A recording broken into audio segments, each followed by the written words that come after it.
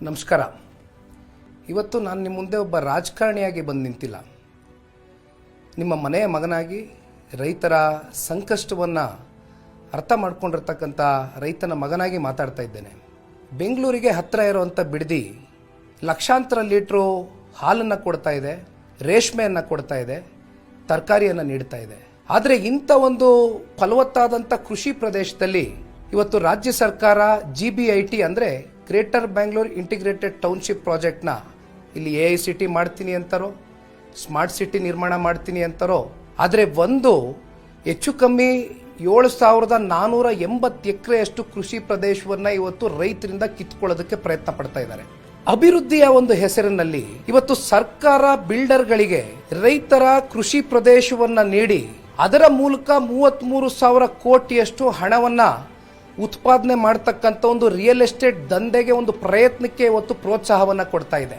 ಸರಿಸುಮಾರು 10 ಲಕ್ಷಕ್ಕೂ ಹೆಚ್ಚು ಗಿಡ ಮರಗಳು ಜೊತೆಯಲ್ಲಿ 6 ಲಕ್ಷಕ್ಕೂ ಹೆಚ್ಚು ಹಾಲು ಇವತ್ತು ಬೆಂಗಳೂರು ನಗರಕ್ಕೆ ಕೇವಲ 2 ಪಂಚಾಯಿತಿಗಳಿಂದ ಏನು ಸರಬರಾಜಾಗ್ತಾ ಇದೆ ಅದನ್ನು ಸಂಪೂರ್ಣವಾಗಿ ನಾಶ ಮಾಡಕ್ಕೆ ಹೊರಟಿದ್ದಾರೆ. 80%ಕ್ಕೂ ಹೆಚ್ಚು ಸಣ್ಣ ರೈತರು ಮತ್ತೆ ಅತಿ ಸಣ್ಣ ರೈತರು ಅಂದರೆ 1 ಎಕರೆ, ಅರ್ಧ ಎಕರೆ, ಗುಂಟೆ ಲೆಕ್ಕದಲ್ಲಿ ಜಮೀನನ್ನು ಇಟ್ಕೊಂಡಿರ್ತಕ್ಕಂಥ ಆ ಬಡ ರೈತರ ಒಂದು ಎದೆ ಮೇಲೆ ಮರಣ ಶಾಸನವನ್ನು ಬರೀಲಿಕ್ಕೆ ಹೊರಟಿದ್ದಾರೆ. ಸರ್ಕಾರ ಹೇಳ್ತಾ ಇದೆ ನಾವು ಹಣದ ಪರಿಹಾರವನ್ನು ಕೊಡ್ತೇವೆ ಅಂತ. ಆದರೆ ಸರ್ಕಾರ ಒಂದು ಅರ್ಥ ಮಾಡ್ಕೊಳ್ತಾ ಇಲ್ಲ.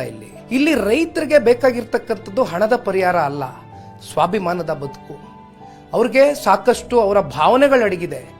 ಇವತ್ತು ಸರ್ಕಾರಕ್ಕೆ ಇವತ್ತು ಕೇವಲ ಒಂದು ರಿಯಲ್ ಎಸ್ಟೇಟ್ ದಂಧೆಯಾಗಿ ಕಾಣ್ತಾ ಇದೆ. ಆದರೆ ರೈತರಿಗೆ ಆ ಹಸಿರು ಭೂಮಿ ಅವರ ಉಸಿರಾಗಿ ಉಳಿದಿದೆ. ಒಂದು ನಾನು ಇಲ್ಲಿವರೆಗೂ ಗಮನಿಸ್ಕೊಂಡು ಬಂದಿದ್ದೇನೆ, ತಾವು ಎಲ್ಲರೂ ಕೂಡ ನೋಡಿದ್ದೀರಿ. ಮೊದಲನೇ ದಿನದಿಂದನೂ ಕೂಡ ಈ ಒಂದು ಹೋರಾಟದಲ್ಲಿ ನಿಖಿಲ್ ಕುಮಾರಸ್ವಾಮಿ ರೈತರ ಜೊತೆ ನಿಂತಿದ್ದಾನೆ. 500 ದಿನಗಳಿಗೂ ಹೆಚ್ಚು ಕಾಲ ರೈತರು ಬೀದಿನಲ್ಲಿ ಹೋರಾಟವನ್ನ ಮಾಡ್ತಾ ಇದ್ದಾರೆ. ಒಂದ್ ಕಡೆ ಸರ್ಕಾರ ಹೇಳುತ್ತೆ ಅಲ್ಲಿ ಯಾರು ಕೂಡ ರೈತರೇ ಇಲ್ಲ, ಅಲ್ಲಿ ಯಾರು ಕೂಡ ಕೃಷಿ ಮಾಡ್ತಾ ಇಲ್ಲ ಅಂತ.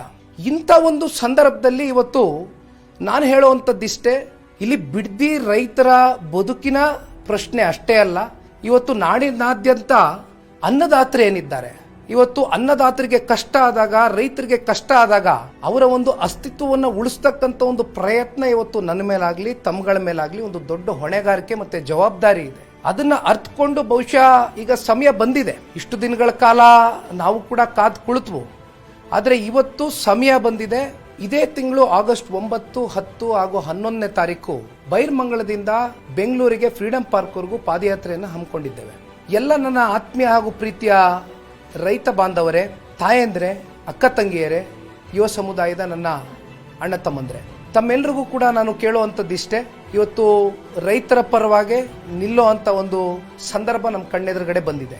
ಹಾಗಾಗಿ ಇವತ್ತು ರೈತರ ಅವರ ಭೂಮಿಯನ್ನ ರಕ್ಷಿಸ್ತಕ್ಕಂಥದ್ದಕ್ಕೆ, ಅವ್ರಿಗೆ ಉಳಿಸ್ಕೊಡ್ತಕ್ಕಂಥದ್ದಕ್ಕೆ ನಾವು ನೀವೆಲ್ಲರೂ ಕೂಡ ಗಟ್ಟಿಯಾಗಿ ನಿಲ್ಲೋಣ. ಬನ್ನಿ ಬಿಡದಿಗೋಸ್ಕರ ಹೋರಾಡೋಣ.